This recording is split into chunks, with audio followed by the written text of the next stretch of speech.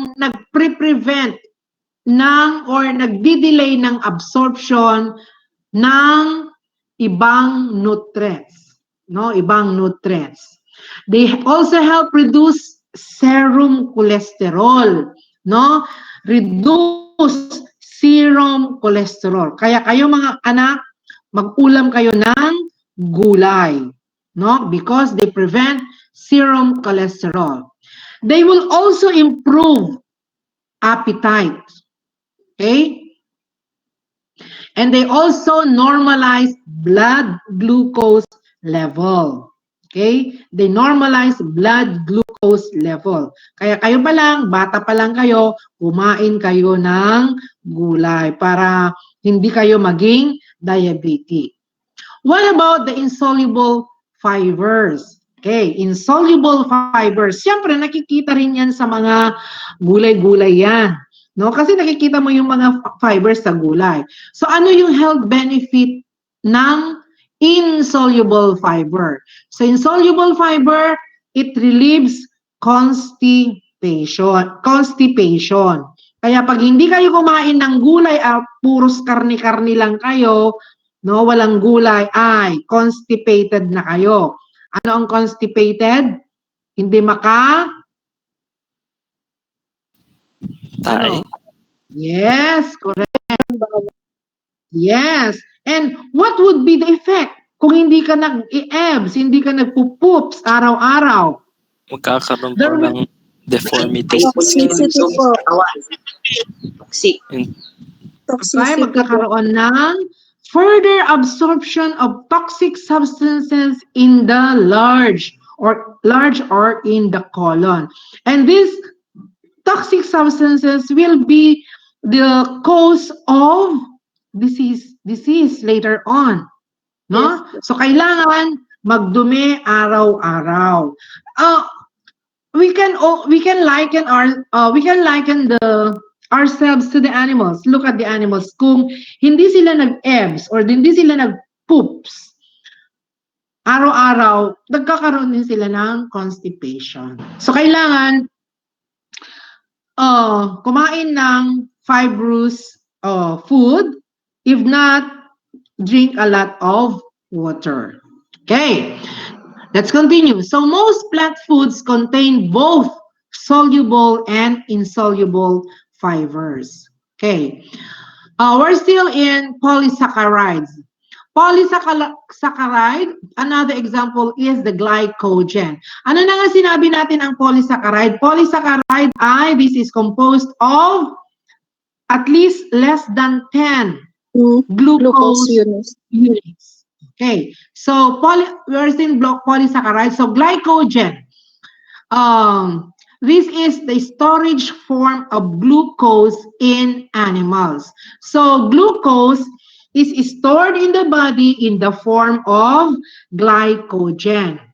So, glycogen, this is a long branch chain of glucose. So, maraming chain yan ng glucose. Kaya nga, glycogen is a polysaccharide because it is composed of several chains of glucose.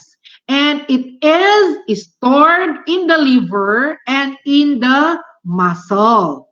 So, liver glycogen responds to blood glucose level. Okay? Pag bumagsak yung blood glucose, no, magkakaroon ng glucose breakdown para tumaas yung blood glucose. Okay? So, again, the glycogen is stored in the liver. Blood glucose is stored in the liver at pag mababa ang blood glucose, mai-stimulate yung breakdown ng glycogen para tumaas yung level of blood glucose. Okay? Naintindihan? So, muscle glycogen can also be broken down for energy for the muscle.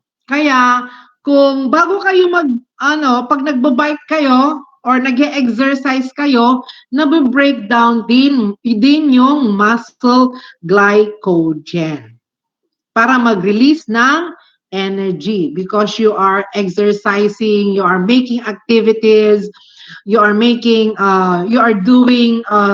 some physical activities. So, nare-release yung muscle glycogen for the energy, for muscle energy. Okay. What about oligosaccharides? Oligosaccharides, this is similar in length of simple carbohydrates. They are similar in makeup of two polysaccharides. Humans lack the enzyme necessary to digest them. They don't kulang ang mga tao, kulang ang enzyme to digest oligosaccharide, and the intestinal microflora digest and ferment oligosaccharides because they are the ones that cause bloating, discomfort, and flatulence. Okay, so pag hindi na-digest yung nakain mong oligosaccharide, nag-bloat ang animal, nagkakaroon din ng discomfort at utot ng otot. Okay, food source of oligosaccharides. Saan nakukuha ang oligosaccharide? O ano yung mga sources ng oligosaccharides? These are the legumes, beans, cabbage, sprouts, and broccoli. Okay, so this food might cause bloating, discomfort, and flatulence. Okay, the structural formula of oligosaccharide, of course, basically they have carbon, hydrogen, and oxygen because these are carbohydrates.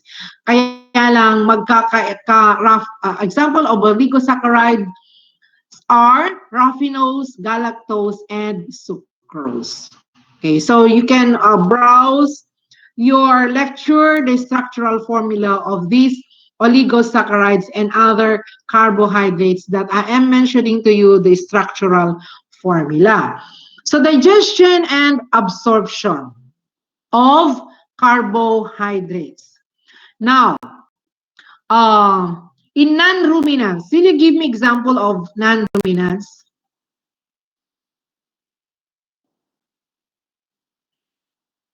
Non-ruminants. Example. Dog Anybody? pod. Roan. Dog pod. Dog. Dog. Okay. Dog. And ruminants, syempre, these are the cow, goat, sheep. Goat. Okay, these are the ruminants. So, digestion and absorption of non-ruminants. Okay?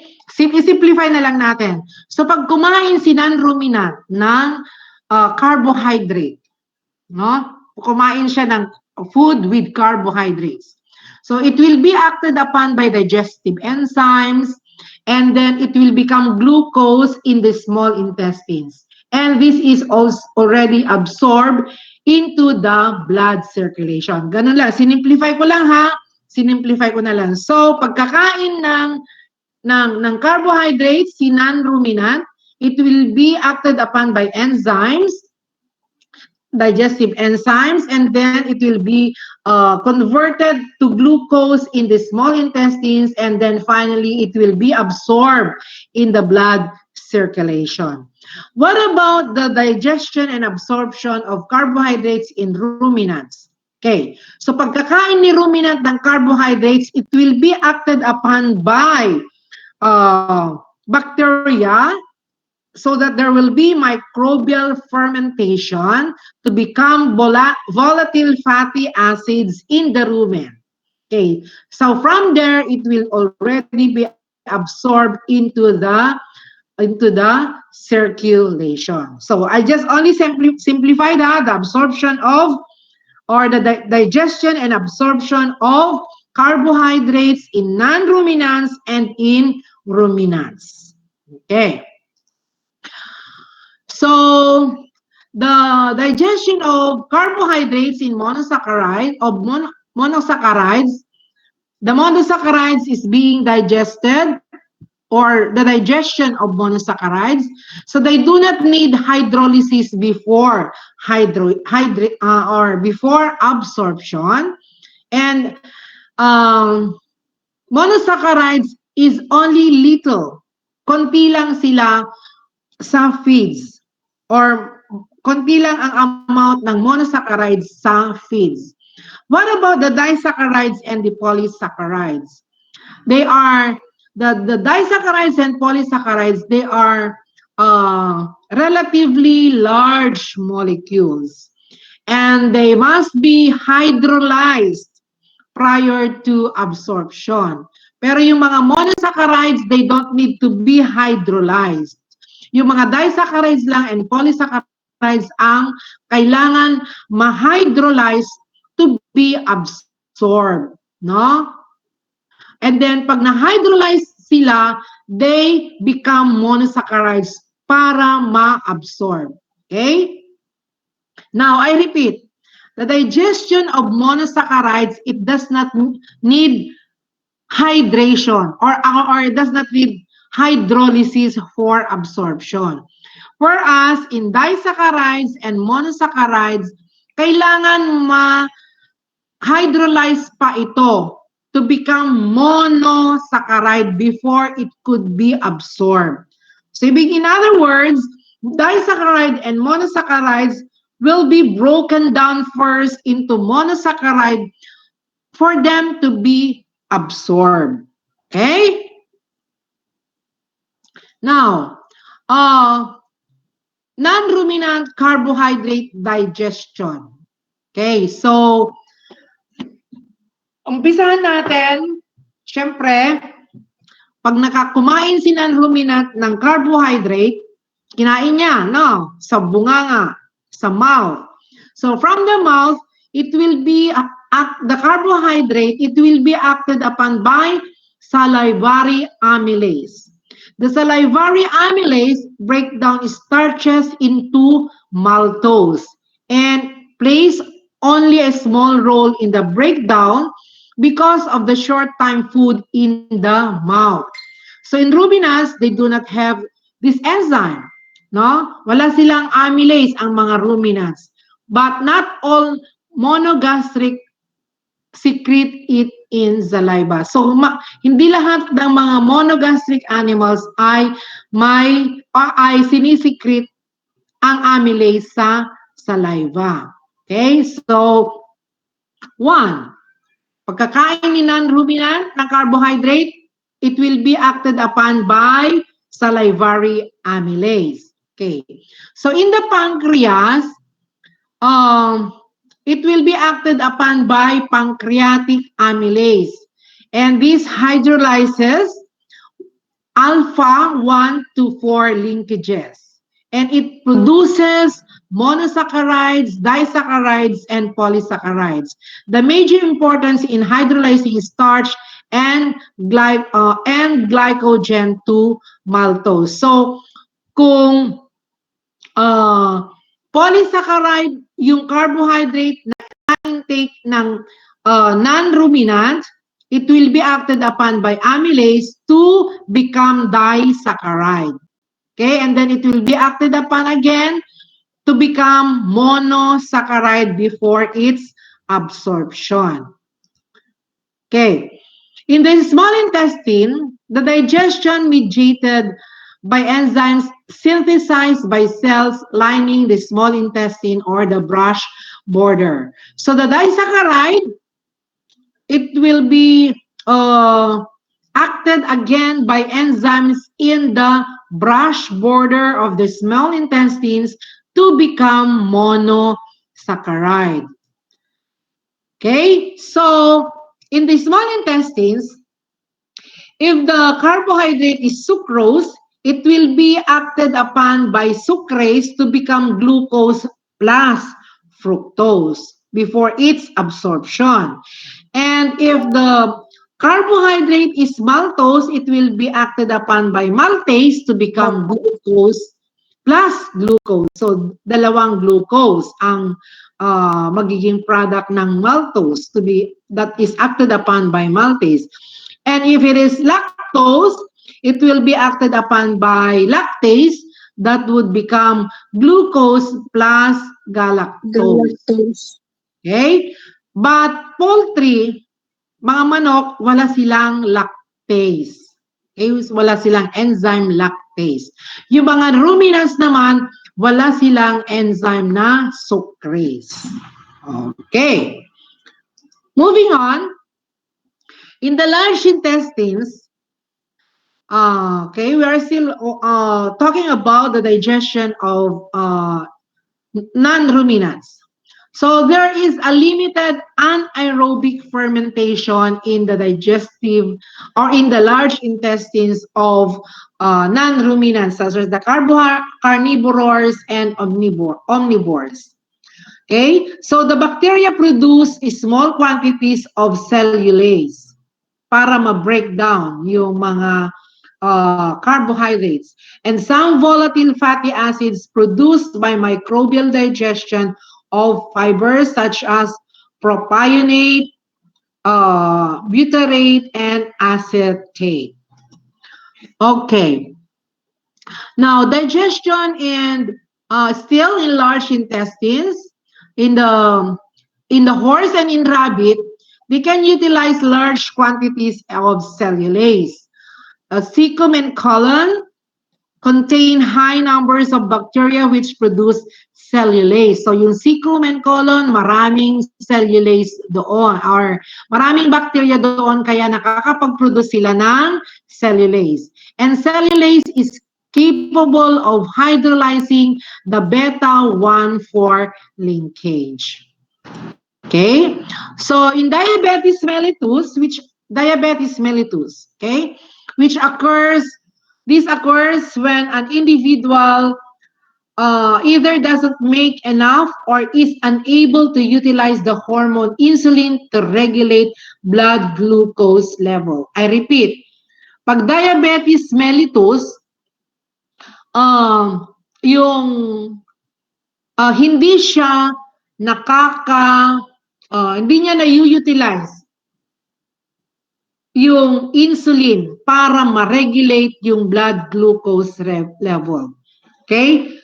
That doesn't make enough or is unable to utilize the hormone insulin. Hindi niya nagagamit yung insulin para ma-regulate yung glucose level. Kaya nag-i-inject ng insulin para ma-regulate ang blood glucose level doon sa diabetes mellitus.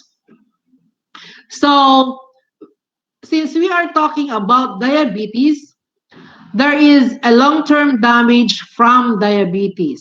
No? If somebody is suffering from diabetes, there is a long-term damage from diabetes. So what are these damages? Long-term damages.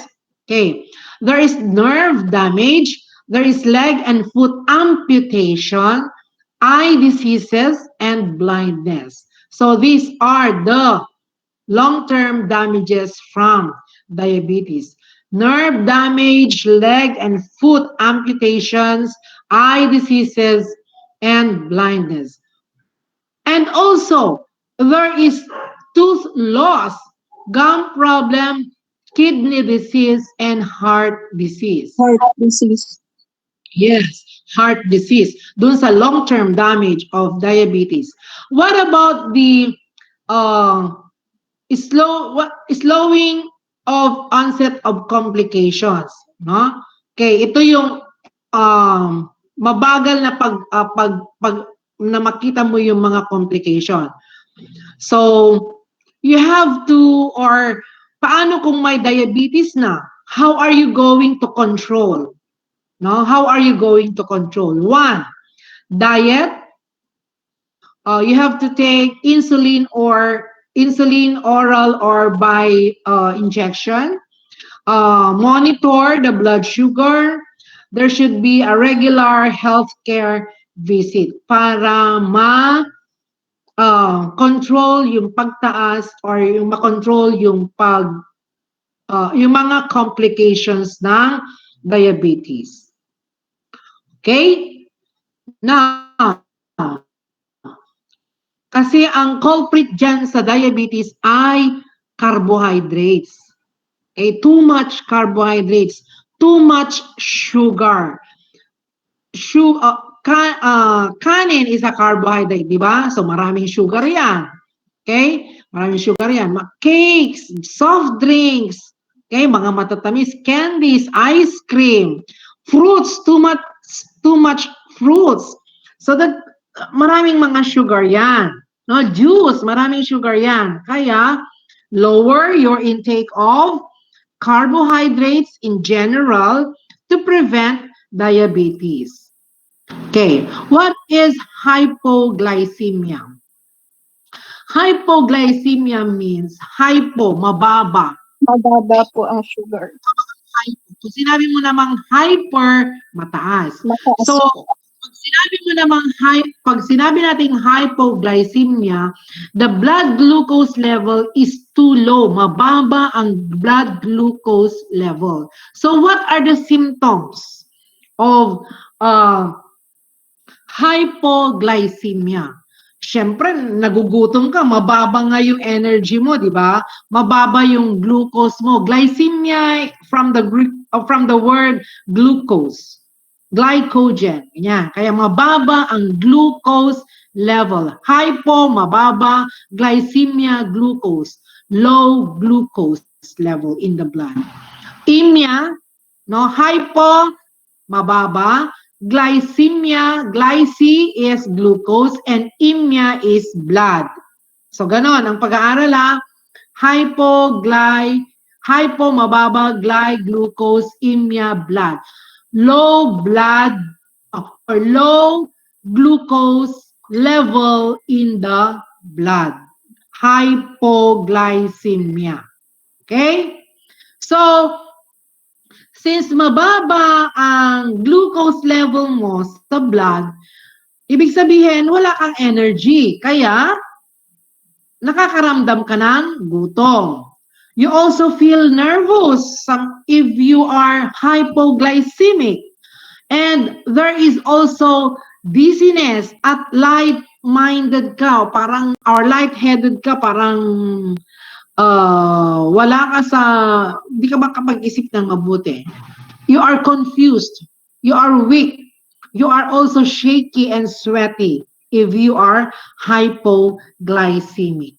So what will you do if you are hypoglycemic? Kain ka ng soft drinks or something sweet. No? Something sweet. You have to eat something sweet so that you will relieve the symptoms and so that you will raise the level of blood sugar. Okay? Sinong diabetic sa inyo? Hindi ako diabetic, Sexy lang ako. Walang diabetic sa inyo? Oh, dapat hindi kayo hindi niyo hayaang magkaroon kaya ng diabetes, or if you have relatives na may diabetes, you could meron na kayong idea kung paano. Okay, so I think that ends our lecture on carbohydrates, no? I only shortened yung lecture natin dyan kasi mahaba-haba yan. That will not take us 1 hour to finish our lecture in carbohydrates if we are going to follow that. That is why sinamarize ko na yung lecture natin good for 1 hour. And please make or have a continue reading about your lectures. You read your lectures, you supplement yourselves, okay? Kasi limited lang yung time natin. Okay? Now, any question on carbohydrates? None po, Doc. Yan po, Doc. Jen, have you taken the attendance? Tatake ko pa lang po, Doc. Okay, take mo na. All camera on and smile.